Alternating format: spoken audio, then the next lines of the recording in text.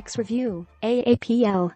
The other day, my colleague brought an original iPhone into Business Insider's video studio to shoot a comparison video with the new iPhone X.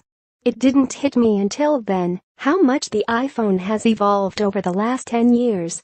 The tiny screen, the fuzzy pixels, the camera that couldn't even shoot video, a measly 8 gigabytes of memory. It didn't even seem like it came from the same company as the iPhone X. The iPhone X feels like the perfect device to celebrate Apple's 10th anniversary of the iPhone, a representation of how far tech can go in a decade. I've had the iPhone X, which went on sale last Friday, for a week. It's the best smartphone I've ever used and represents a new direction in how Apple views the iPhone. And yeah, it costs $999. Apple had fallen behind. Over the last few years, competitors like Samsung have found ways to out-design Apple by cramming more screen onto the front of their phones, keeping the form factor slim and manageable while giving users plenty of display to work with. The iPhone started looking chunky and dated by comparison, especially as the most recent design entered its third year with 2016's iPhone 7. That finally changes with the iPhone X, which is the first major new iPhone design in over 3 years.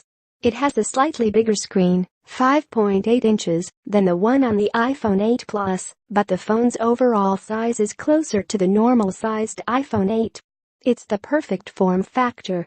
The X fits in my pocket much better than the Plus-sized iPhones ever did, and I still get the benefit of the larger screen, which covers almost the entire front of the phone with the exception of that controversial notch that houses the front-facing camera and other sensors.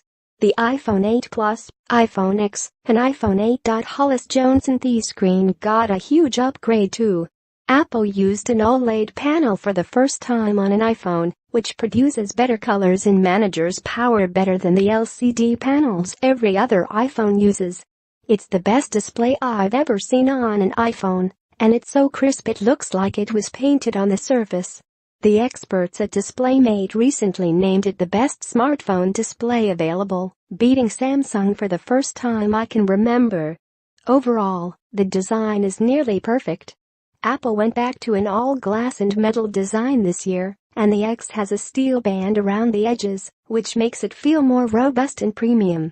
My only complaint with the design is the ginormous camera bulge on the back. It looks out of place. But the biggest change to the design is the lack of home button. Unlike many Android phones that use digital home buttons, the iPhone X has what I've been calling the home bar, a software indicator at the bottom of the screen that shows you where to swipe up from in order to get back to the home screen. It works great.